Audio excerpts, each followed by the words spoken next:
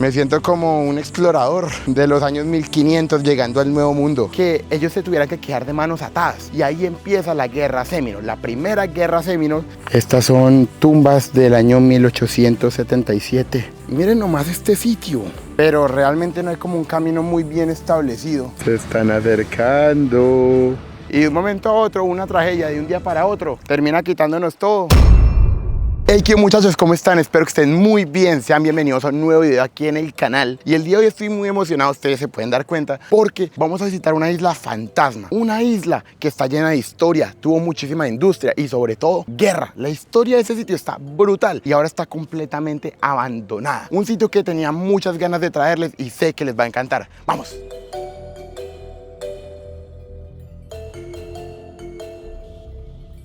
Nos encontramos ubicados en un sitio llamado Cedar Key y estamos justo al frente del Golfo de México. Este realmente es un pueblo pesquero bastante tranquilo, con un poco más de 700 personas viviendo en él, o sea, muy poquitas, pero que estratégicamente ha sido muy importante por su ubicación geográfica. La verdad es que es un pueblo muy tranquilo, es que estoy impresionado de lo tranquilo y lo calmado que es. Miren, 10 de la mañana, literalmente muy pocas personas y los que están son realmente los locales. El único río del pueblo probablemente soy yo y eso me da pena porque realmente esta gente muy callada.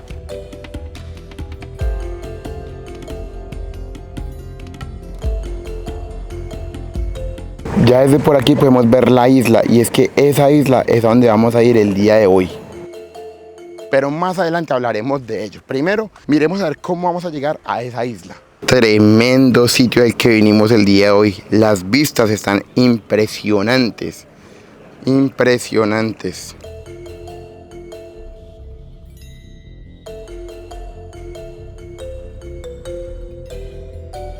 En este cartel se hacen referencia a los diferentes huracanes que han atacado este sitio, que realmente han destruido muchas de las propiedades de acá. Y aquí, a esta altura, es qué tan alto llegó el agua. Entonces, por ejemplo, en el Ena, el agua llegó casi a mis rodillas, pero en el Lynn, que fue uno de los últimos, llegó hasta casi mi altura.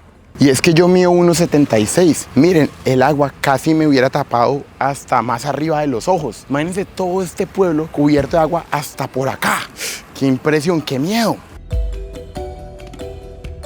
Aquí ya encontré un sitio donde hay kayaks, pero no veo quién los rente realmente. Literalmente dejan acá los kayaks sin protección, sin nadie. Nosotros literalmente hubiéramos podido coger uno, llevárnoslo y llegar hasta la isla y devolverlo y nadie se hubiera dado cuenta porque no hay nadie que los cuide. Literalmente nos tocó llamar para decirles que queríamos coger uno y que ya venían. Pero ahí están, al aire libre. Eso habla muy bien de la comunidad tan pequeña, pero seguramente tan segura que hay acá. Vamos a rentar alguno de estos kayaks y llegaremos hasta la isla. Y de hecho aquí hay una pequeña playita que, aunque no es como una playa como las de Daytona, San Agustín, con mar azul, porque el mar es completamente oscuro, aún así está bonita, usted se puede echar su chapuzón. Si a usted ese nombre le suena de algo, Cedar Key, es porque muy probablemente usted vio mis videos pasados donde ya habíamos hecho un video en este sitio. Si usted no lo ha visto, lo invito a que vaya y lo mire.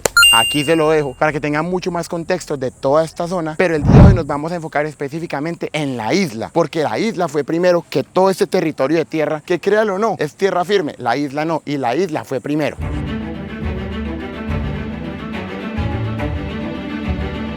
Ya tenemos kayak, papá. Ahora sí, vámonos para la isla. Si prestan atención, todas esas son ostras. Si ustedes vieron el video pasado sabrán por qué aquí hay tantas ostras, pero son muchísimas. Por eso cuando usted camina por acá tiene que tener cuidado porque se va a pinchar. ¡Ah! Miren lo que nos encontramos, delfines. ¡Qué hermosura! ¡Wow! ¡Qué lindos que son! ¡Uf! Y muy seguramente vamos a tener la oportunidad de nadar con delfines. Brutal. La isla a la cual nos dirigimos se llama Cena-Ourie-Key y queda alrededor de unos 20 minutos en kayak, tal vez 30, si usted va lento, de Cedar Key, el sitio donde nos encontramos actualmente. Como ustedes pueden ver, el agua está bastante tranquila, aún así tiene sus olas. Y ustedes se preguntarán, Marco, ¿por qué no trajiste tu kayak inflable a este sitio? Bueno, muy simple. Recuerden que yo les dije que Cedar Key es la capital de las almejas. Bueno, las almejas tienen una costumbre bastante interesante. Ellas se ponen unas encima de otras en el suelo y aquí en el Golfo de México esta agua es bastante lodosa y los niveles cambian mucho. La marea puede estar muy alta, después puede estar baja. La verdad siempre está cambiante. Hay algunos momentos donde la marea llega a ser tan baja que el kayak termina rozando con esas almejas y hay una chance de que se pudiera pinchar. Por eso es que el día de hoy preferí alquilar uno que sacrificar el mío, porque en dado caso de que la marea llegara a bajar, sería muy peligroso porque podría pincharse y quedarse en el medio de esta agua. Créame que es algo que usted no quiere hacer. ¡Wow! ¡Qué belleza! Miren los delfines. ¿Qué es esto tan bonito? Literalmente estamos navegando lado a lado. Se están acercando. Bueno, mientras llegamos a la isla, vamos a hablar un poco de los primeros humanos que la llegaron a visitar. Y estos fueron los Timucua hace más de 2000 años. Los Timucua, ¿quiénes fueron ellos? Una tribu que en el canal ya hemos hablado bastante. Una tribu que habitó el centro de Florida, pero también partes del sur. Muy interesante. Su dieta era más que todo pescados, ostras, cazaban, también eran agricultores. Era bastante avanzada, una tribu guerrera. Y lo más interesante, a esta isla realmente nunca se llegaron a mover. Lo que ellos hacían es que venían a esta isla por medio de sus canoas en cierta época del año, pescaban, también agarraban muchísimas almejas y después se devolvían. Pero como tal, ellos nunca llegaron a habitar la isla específica que vamos a visitar el día de hoy. Sin embargo, sí tuvieron bastante influencia y alrededor de toda esta zona, después de muchísimos años, se terminaron encontrando bastantes restos de cerámica, de puntas de flecha, de lanzas, de también arcos, diferentes implementos que los Timucua utilizaron en toda esta zona. Allá está la isla, Atsena-Oriki, que cada vez está más cerca.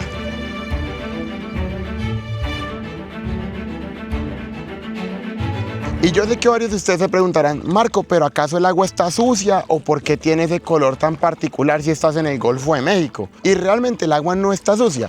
La razón principal por la que el agua tiene este color es porque aquí termina siendo la desembocadura de varios ríos, sobre todo uno que se llama el río Suwannee. Un río grande que de por sí trae bastante materia vegetal, pasto, ramas, excremento de otros animales, incluso animales hasta muertos que terminan en este sitio. Pues la razón principal de este color también llega a ser el suelo, y es que el suelo de toda esta zona está hecho de lodo, que le termina dando este color al agua. Pero también es curioso porque termina siendo el ecosistema perfecto para las almejas. Por eso es que este sitio es conocido como la capital de las almejas. Las almejas realmente, aunque ustedes no les vean ninguna extremidad, tienen un pequeño bracito. Con ese bracito excavan y se mueven y van brincando en el fondo del mar. Esas almejas sirven básicamente como filtros. El agua entra por medio de unos tubos, ellas la terminan desechando, pero ya filtrada.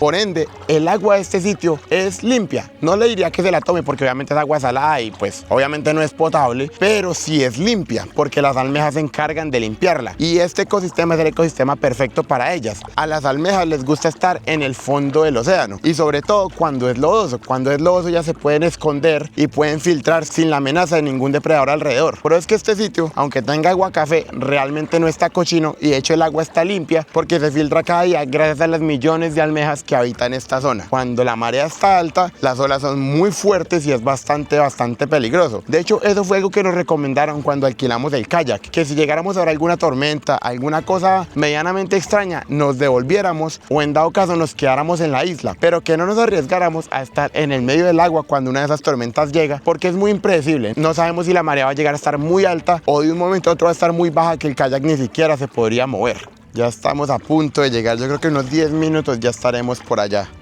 y tendremos que desembarcar ahí en la playita. Después caminaremos un buen rato. No, alístense para el impacto. Llegamos.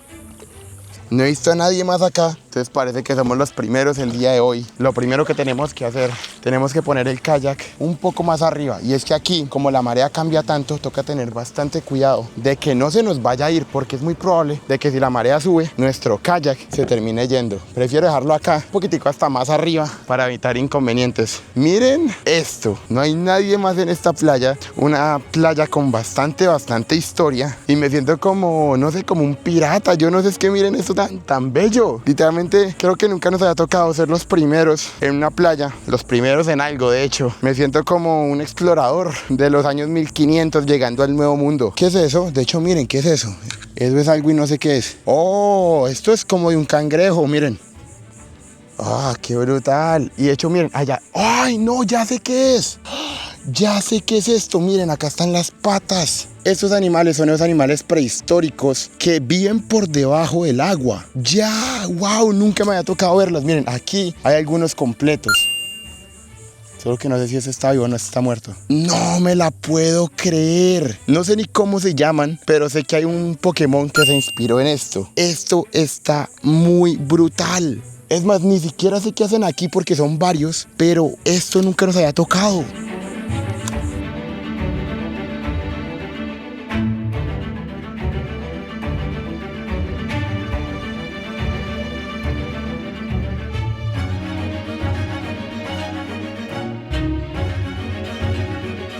Yo sí los había visto en fotos y en videos, pero nunca me había tocado verlos en vida real. ¡Wow! Imagínense lo grandes que llegan a ser. Miren el caparazón, lo duro. ¡Wow! ¡Qué brutal! Tal vez eso explica mucho por qué los timicua venían a esta zona en diferentes temporadas. Agarraban cangrejo, almeja, ostiones, lo que se encontraran por acá y después se devolvían. Eso está en serio demasiado cool. Miren ese cangrejito. Ahí, métase, papá. La primera vez que llegamos a una isla completamente abandonada, una isla fantasma, pero sobre todo es que estoy solo, es que literalmente estoy solo, no hay nadie más, no he visto a nadie más. Ya logré ver una clase de cangrejos, también logramos ver el mapache. Miren nomás este sitio.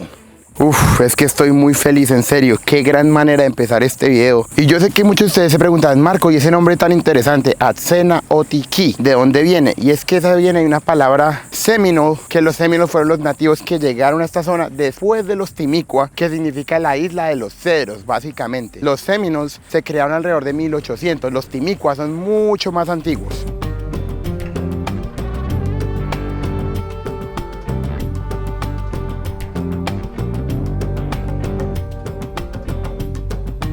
Como realmente la isla no tiene a nadie, está abandonada, no hay señalización, no hay camino, no hay nada. No sé por dónde empezar, pero sé lo que hay. Y es que yo sé que aquí hay una clase de cementerio muy antiguo que sí o sí tengo que ver. No sé dónde esté, pero toca verlo. Y también sé que debe quedar un poco de la estructura de una fábrica de lápices muy grande que les voy a explicar más adelante. Miren, la marea se creció. Eso era lo que les hablaba, que la marea se crece de un momento a otro. Y eso es lo que hace tan peligrosa esta agua. Si la marea se crece mucho, hay peligro de que realmente usted se quede atorado, o si no, que crezca mucho y literalmente tengo que irse de volado de acá. Y más conchas y ostras y todo eso. No sé ni siquiera dónde empezar a buscar, pero sé que debe estar por acá. Acá hay mucha más agua. No sé si realmente pueda seguir andando por acá. No sé ni siquiera dónde esté. O tal vez me toque en el kayak empezar a rodear la isla y ver dónde puedo desembarcar y ver si de pronto puedo ver el cementerio. Pero por ahora, no sé. Voy a seguir para el otro lado porque aquí ya tocaría nadar y eso sí debe estar muy lleno de culebras, mi amigo. Si ya sabemos que al comienzo venían los Timicua y después fueron los Seminoles, ¿cómo se crearon los Seminoles? ¿En qué año nació esta tribu y de dónde proviene? Porque debió haber sido importante para darle el nombre a esta isla y a muchos sitios alrededor, ¿sí o no? Y es que si usted es un seguidor frecuente del canal, usted sabrá que ese nombre no es nuevo para nosotros. En estos videos ya llegamos a hablar de los Seminoles y de lo importante que llegaron a ser ellos en todo el estado, porque hubo unas guerras muy importantes. Pero primero, ¿de dónde vienen? Los Seminoles se crean mucho después de la llegada de los españoles, cientos de años después. Y es que muchas de las tribus del norte, como por ejemplo los Creek, estaban siendo perseguidos por el ejército de los Estados Unidos. Los Estados Unidos realmente no querían los nativos y los nativos tuvieron que abandonar sus tierras y seguir bajando hacia el sur. ¿Qué pasaba? Que el estado de Florida para los años 1800 todavía le pertenecía a España. Los Estados Unidos, el cual era un país nuevo que recién había puesto las 13 colonias juntas, realmente no podía llegar y atacar España así porque sí, porque Florida, aunque estuviera en América, le pertenecía a España y eso pudo haber desencadenado una guerra que ellos no querían. De hecho, durante muy buen tiempo los Estados Unidos y España tuvieron muy buena relación porque España le dio pólvora y armas a los Estados Unidos para que de esta manera se pudieran independizar de los británicos, y los nativos lo sabían. Por ende, muchos nativos que venían escapando del ejército estadounidense del norte bajó hasta Florida, se quedaron en territorio de los españoles porque sabían que iban a estar protegidos y se terminan combinando muchas tribus, los Creeks, otros que venían perseguidos de Alabama, también los que quedaban Timicua, que eran muy poquitos, se fusionan y de ahí nacen los Seminoles.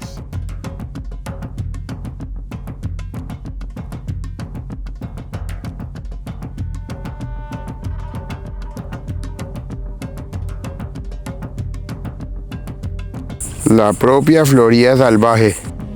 Ya caminé por un buen rato y por más que busqué, llegué a otro sitio sin salida. Lo que yo les quiero mostrar todavía no he podido porque honestamente realmente no sé cómo llegar. Obviamente aquí hay muchísima vegetación, no hay camino, pero yo sé que tenemos que llegar de alguna manera. Miren, aquí hay otro cangrejito de esos que les comentaba. Oh, ese ya se lo comieron. Ay, ese ya no queda ni la risa. El caso, si seguimos caminando por acá, obviamente hay mucha vegetación. Hay algunas cosas que nos dicen que aquí hubo civilización humana, obviamente porque miren, esos son bloques traídos por humanos claramente. Entonces eso me da un indicio de que nos estamos acercando. Aquí hay otro. Y si seguimos, podremos ver más conchas, más cosas, pero realmente no hay como un camino muy bien establecido. Y eso me preocupa porque eventualmente creo que nos podríamos llegar a perder y eso no lo queremos hacer. Alguien dejó ahí olvidada una media. No se le haga raro que por acá algún cochino tuvo pasión, pero la vista debió haber sido algo épico. Quiero seguir caminando, pero para allá hay agua. No sé qué hacer realmente. Uf, más y más cuerpos de agua. Que de hecho, si prestan atención desde acá, se pueden ver bastantes conchas, almejas. Hey, no se le haga raro que tal vez en este sitio pudiéramos llegar a encontrar hasta puntas de flecha y cosas que le pertenecieron a los Timicua. No sería para nada raro. De hecho, si ustedes se dan cuenta, ahí hay bloque. Vamos a ver si de pronto por acá llegamos a donde les quiero mostrar. Y es que en serio esta isla tiene mucho que ofrecer. Solo que lo difícil es llegar. Y miren, ahí hay una araña, ni la hijo de madre. Esto está brutal. En el medio llegamos a encontrar este tronco que muy seguramente durante muchos años estuvo sumergido. Porque miren la clase de conchas que tiene, incrustadas.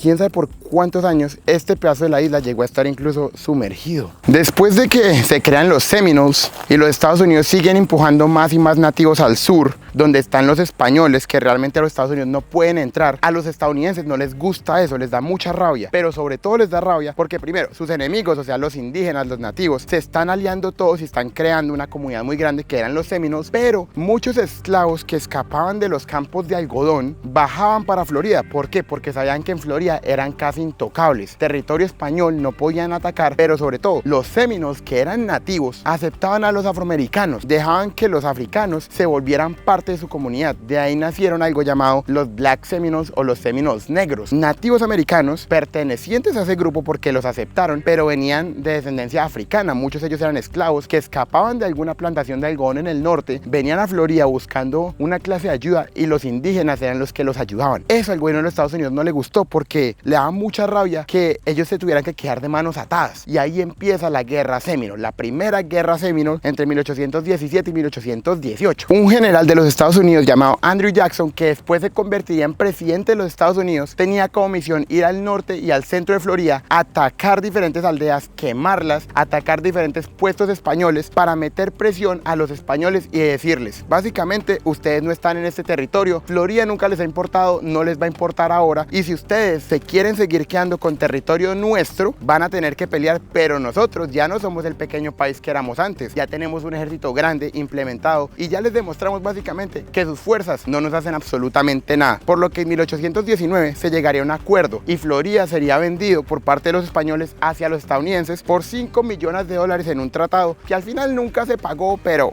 eso no importa, de eso también ya hemos hablado en el canal. Pero los indígenas se dieron cuenta, ya no tenemos la protección que teníamos antes por parte de los españoles. Los españoles realmente no los protegían, pero los estadounidenses no podían meterse en territorio español. Ahora que Florida le pertenecía básicamente a los estadounidenses, los indígenas no sabían qué hacer. Y ahí es donde termina la primera guerra Seminole, con muchas hostilidades por un lado y el otro. Los norteamericanos no querían los indígenas no querían los norteamericanos. Florida ya le pertenecía a los gringos, pero básicamente todavía no había una guerra tan fuerte o tal. Ahí se acaba la primera guerra Seminole, pero después vendría la segunda.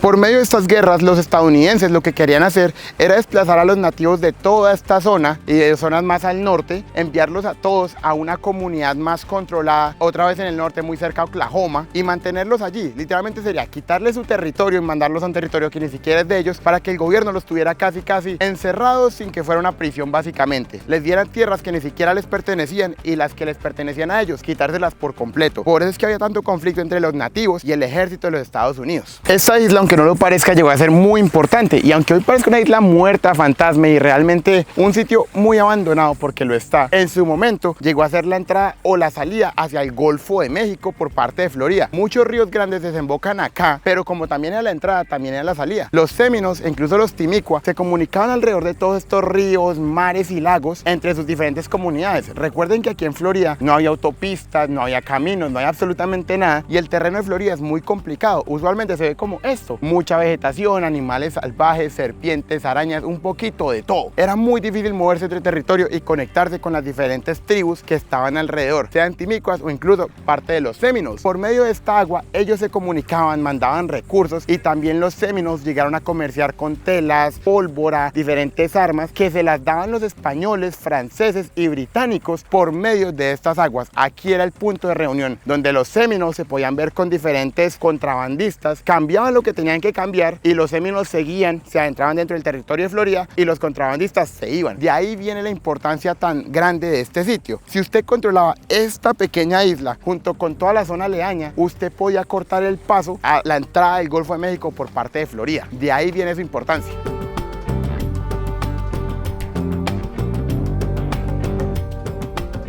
Era básicamente el punto clandestino de intercambio, de trueque, de vender una cosa por la otra. Los Seminoles daban pieles a cambio de pólvora, también daban recursos a cambio de armas para que ellos pudieran seguir manteniendo esta guerra interna de guerrillas con los Estados Unidos, que aunque la primera guerra Seminole acabó, realmente la guerra nunca firmó un tratado de paz, y eso llevaría a la segunda guerra Seminole, que fue una de las más sangrientas y la más costosa en la historia de los Estados Unidos en las guerras contra los nativos, una guerra que tampoco llegó a acabarse. Desde 1835 hasta 1842 empieza y termina la Segunda Guerra de los Seminoles. ¿Por qué esta guerra fue tan importante y tan diferente? Simple, porque los Seminoles se dieron cuenta que en armamento no le iban a ganar al ejército de los Estados Unidos, en hombres tampoco, porque los Estados Unidos tenían hombres entrenados, pero además de eso estaban acostumbrados a la batalla, pero estaban acostumbrados a la batalla de muchas líneas. Llegaba el ejército de los Estados Unidos, se ponía en un frente y esperaba atacar. Los Seminoles se dieron cuenta que eso no iba a ser posible y que iban a perder. Por ende, empezaron a crear una clase de guerra de guerrillas. Atacaban muy rápido y se escondían rápidamente en los bosques o en los pantanos. Llegaban, disparaban, acababan con un grupo de hombres, se escondían en el bosque y los Estados Unidos no sabían qué hacer. Llegaron a estar desesperados porque no entendían cómo unos nativos lograron ponerlos en apuros, porque literalmente los tenían estresados, los tenían mal. Toda esa guerra estaba siendo muy costosa y sobre todo, perdón, es que estoy pasando por este sitio, y sobre todo era muy difícil darlos de baja. Disparaban, se escondían, pantanos de Florida que son inmensos, ¿cómo los iban a encontrar? No se podía. Lo salvaje y a la vez bonito que es este sitio. Hermoso. Esta guerra de guerrillas llegó hasta tal punto que los estadounidenses se desesperaron y se dieron cuenta de algo. En 1840 tuvieron la oportunidad y atacaron y tomaron control de esta isla, Sennaori. Se dieron cuenta que si ellos tomaban control de este sitio, los españoles o los británicos o los franceses no podrían llegar hacia los Seminoles. Los Seminoles terminarían básicamente sin ningún aliado y no podrían obtener ni siquiera pólvora, no podrían obtener armas, no podrían obtener comida, y se dieron cuenta que de esta manera les cortaban el paso. Córtele la cabeza a la serpiente y verá que el cuerpo morirá. Los Seminoles se dieron cuenta de lo que estaban intentando hacer. Si les quitaban el control de esta zona, perderían sus aliados, perderían las armas, perderían la pólvora. Intentaron pelear, no la pudieron mantener y se dieron cuenta básicamente que apenas les quitaran esta zona, todo se pondría mucho más difícil para ellos, porque tendrían que meterse en territorio hostil, en la selva, que a pesar de que ellos eran nativos, no significa que sea fácil, es que la selva está llena de peligros. Se dieron cuenta que sin las armas, ¿cómo iba a ganar una guerra? Era muy difícil, y si la guerra de guerrillas estaba complicada, ahora se iba a poner mucho peor, porque ahora los Seminoles ni siquiera querían salir, y los norteamericanos se dieron cuenta que era cuestión de tiempo para ganar esta guerra. Sin embargo, no pasó, porque en 1842, a pesar de que aquí los estadounidenses tenían una base militar, esperaban a que los Seminoles intentaran salir para atacarlos, se dieron cuenta que esta guerra era muy costosa, no valía la pena, y que realmente el poner a todos estos nativos en una misma zona era complicado, era costoso, les estaba costando muchos hombres, y que los Seminoles no se iban a dejar. La gran mayoría de los Seminoles escapó hacia la zona de los Everglades, y otro gran grupo de ellos terminó escondiéndose en esta área. Pero la guerra nunca se terminó. Interesante, ¿no? Interesante cómo desde esta isla se llegó a controlar el paso de lo que entraba y salía del Golfo, cómo le quitaron los aliados a los Seminoles, y cómo una pequeña isla que después de que se acabó la guerra quedaría otra vez completamente abandonada, llega a ser tan importante. Y seguimos hasta 1860, donde cambiaría todo. Esta isla haría un giro de 180 grados porque llegaría una industria que le daría vida a toda esta comunidad.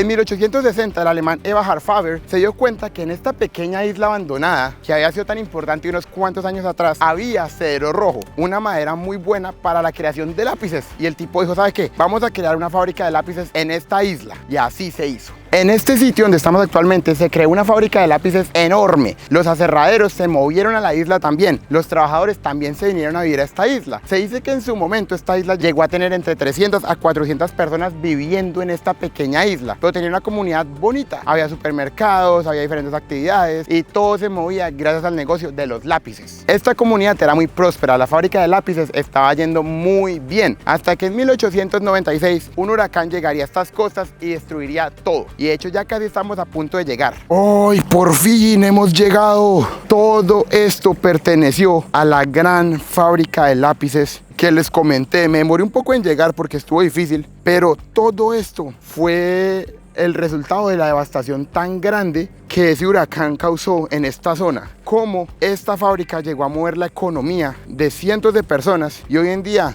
queda reducida a escombros y a pequeños animalitos. Todo esto fue parte de la fábrica de lápices. Lápices que llegaron a muchas zonas de Estados Unidos y que hoy en día tan solo son un recuerdo. Imagínense la fuerza de ese huracán, que pedazos de la fábrica entera terminaron volando hasta por acá. Por allá hay más ladrillo, por acá hay mucho más ladrillo. La verdad, no fue fácil, pero valió completamente la pena la caminata.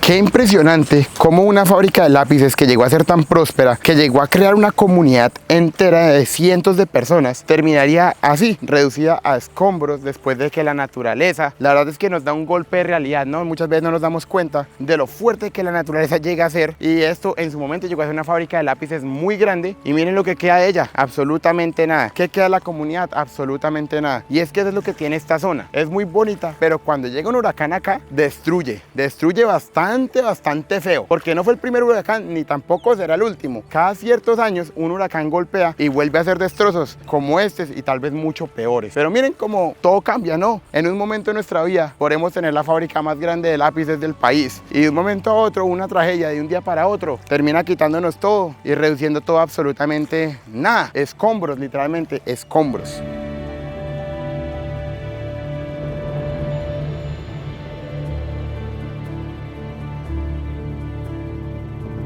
Es que en serio yo sé que es difícil de creer, pero es que en esta isla han pasado muchas cosas, porque en 1861 hasta 1865, incluso cuando la fábrica de lápices ya estaba funcionando, también se implementó una base militar por parte de los confederados. Durante la guerra civil, los confederados, que eran básicamente los estados del sur, se dieron cuenta que este sitio era importante, muy estratégico, y volvieron a reabrir una base militar aquí. Después la Unión se dio cuenta de la importancia de este sitio, vino, atacó, destruyó las bases que estaban acá, también destruyeron el ferrocarril, le quitaron muchos recursos a una gran parte del sur de Florida, los confederados, y eso también influyó a que ganaran la guerra civil, que en teoría terminaría aboliendo la esclavitud, que fue lo mejor que pudo haber pasado. En serio, lo importante que ha pasado en esta isla ha sido mucho, y hoy en día es otra vez una isla fantasma. ¿Quién sabe en un futuro qué volverá a pasar con ella? Porque así ha sido, se abandona, llegan, se abandona otra vez y vuelven a llegar. Impresionante. Sé que suena un poco obvio, pero la única manera de llegar a este sitio es por medio o de un kayak o de un bote privado. Llegar realmente no es difícil, tampoco le puedo decir que es fácil, o sea, se demora unos 25 minutos dando kayak, la verdad. Hoy nos tocó una marea bastante suave, no estuvo mal, esperemos que cuando volvamos sea de la misma manera. Incluso vimos hasta delfines, ustedes lo pudieron ver, que nunca había tenido la oportunidad de verlos tan cerca, ahora sí los tuve, pero una isla que vale mucho la pena, y es que en serio miren todo esto, qué salvaje, qué bonito. Obviamente uno tiene que andar con mucho cuidado, ¿no? Pero qué historias tan impresionantes que uno realmente nunca se imaginaría. Se le pasaría por la cabeza que aquí una base militar, que los nativos venían acá a pescar, después que los otros nativos venían acá pero a hacer tratos con contrabandistas. Uno nunca se imagina esa clase de historias y en serio me parece brutal. Miren lo que hay por acá. No sé ni lo que es, pero algo me dice que es algo relacionado con los militares. No sé, o tal vez era uno de los cimientos de la fábrica de lápices. No lo sé, pero impresionante. Y en el medio de la nada, porque aquí no hay absolutamente nadie. Impresionante. Al comienzo pensé que era un búnker que uno abría y se metía. Ey, fijo, y sí, no sé lo que sea, pero tal vez. Miren, una estructura metálica. Está haciendo muchísimo calor. Es impresionante. Ahorita cuando salga de la isla, porque ahorita estoy como en la parte céntrica de la isla, me va a meter un chapuzón en el agua. Ahí yo creo que vamos a cerrar el video.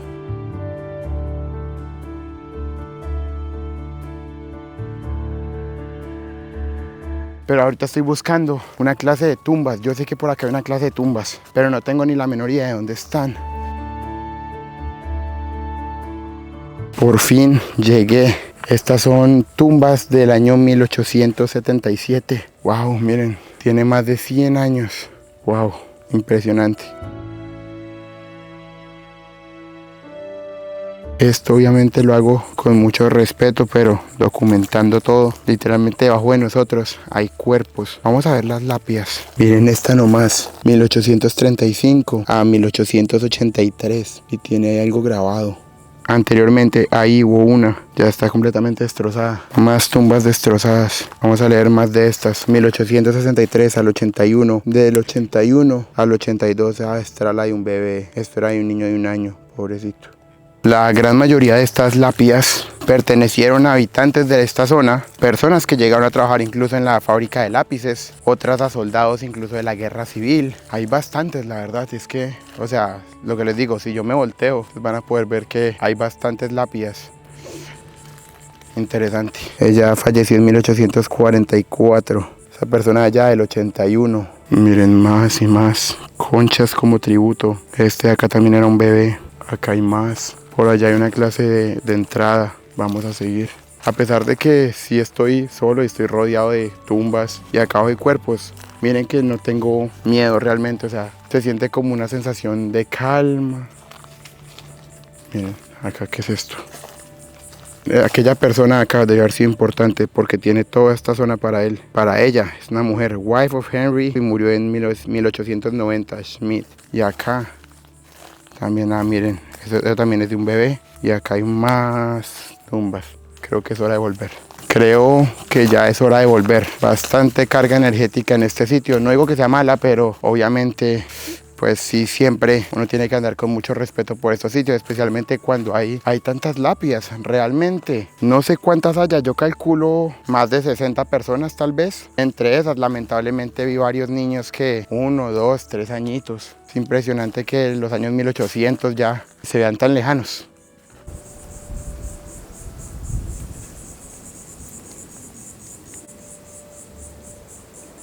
Algo de lo que sí me arrepiento es que yo había venido con una botella de agua y pensé que una botellita de agua iba a ser suficiente. ¿Qué? La verdad, ya me la acabé rápido en lo que llegué con el kayak, en lo que caminé, en lo que hice y moví. Ya llevo un buen rato sin tomar agua, pero miren todo esto tan hermoso. Pero aún así ya quiero volver porque sí quiero tomar agua, quiero meterme en el agua, estoy muy deshidratado. Tengo mucha sed, pero realmente lo valió. Yo les dije que yo los traigo a sitios demasiado impresionantes. Cuando ustedes hayan visto eso, una fábrica de lápices destruida por un huracán, base militar durante la guerra de los nativos, base militar durante la guerra civil, un cementerio en el medio de una isla fantasma abandonada de una comunidad. Ustedes cuando hayan visto eso, es que yo les traigo videos buenos y la historia, lo mejor. Lo curioso es que en serio esta isla ha sido abandonada, se pobla, se abandona, se van. Quién sabe cuándo sea la próxima vez que se llegue a llenar de gente. Creo que es hora de moverse. La marea subió bastante. El kayak se quedó por allá atrás. Y aquí se puso un poco más loca. Voy a meterle turbo. Oh, de hecho, si prestan atención, esto de acá es uno de esos cangrejos que vimos ahorita. Estos son los que vimos en la playa abandonados, pero estos sí están vivos.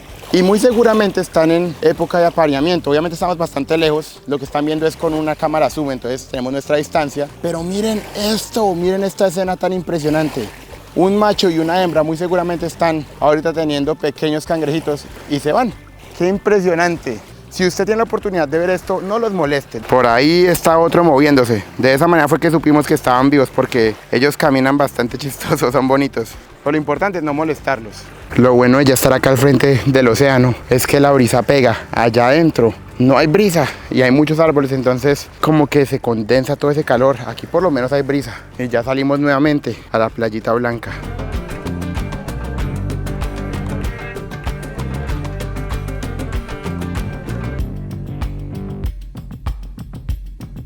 Creo que no hay mejor sitio para acabar este video si no es aquí, enfrente de esta hermosa playa ¿Quién diría que esta isla, esta pequeña isla que ahora es una isla fantasma, terminaría teniendo tantas historias tan impresionantes? Desde una fábrica de lápices que movió la economía de todo este sitio, 300 personas, 400, estar acá viviendo, después base militar contra los Seminoles, base militar durante la guerra civil, y hoy llegar a ser un sitio tan importante, la capital de las almejas, un sitio brutal. También el encontrar ese cementerio me pareció bien impresionante porque yo sabía lo que quería, pero no pensé que fuera a ser igual de salvaje a lo que realmente fue. Ya llegó un poquito más de gente, pero básicamente estuvimos solos durante toda la aventura. Me pareció algo brutal. Los quiero mucho, muchachos. Nos vemos otra semana. Estoy rendido, el sol en serio me cansó muchísimo, pero bueno, ahora sí, a disfrutar. Los quiero mucho, muchachos, y chao, chao.